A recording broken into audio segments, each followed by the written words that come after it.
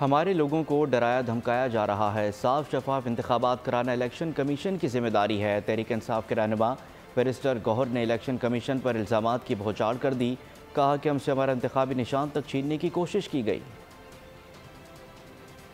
50 سے زیادہ جو واقعات ہیں وہ ہو چکے ہیں، اور اگر آپ ان کے پاس دیکھیں تو میرے پاس پوری لسٹ ہے وہاں کتنے لوگوں کو زخمی کیا گیا، کتنے لوگوں سے کاغذات چھینے گئے ہیں اور کس کا علاقوں میں ہوئے ہیں، تو پوری ایک لسٹ ہے، اور پوری لسٹ ہم انشاءاللہ تعالیٰ الیکشن کمیشن کو دیں گے کہ الیکشن ہو فری اینڈ فیئر ہو۔ اکانومی پہلے سے ڈوب چکی ہے، اگر election free and fair and transparent نہیں ہوئے تو اس سے پورے ملک کا بہت نقصان ہوگا، اس میں جمہوریت کا نقصان ہوگا۔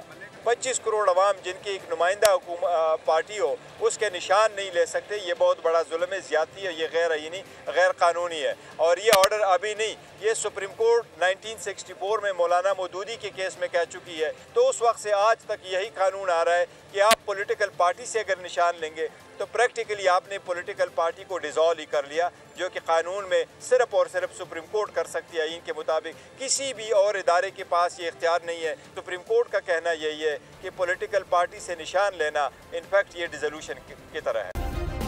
سبسکرائب کریں اور بیل دبائیں تاکہ کوئی خبر رہ نہ جائے۔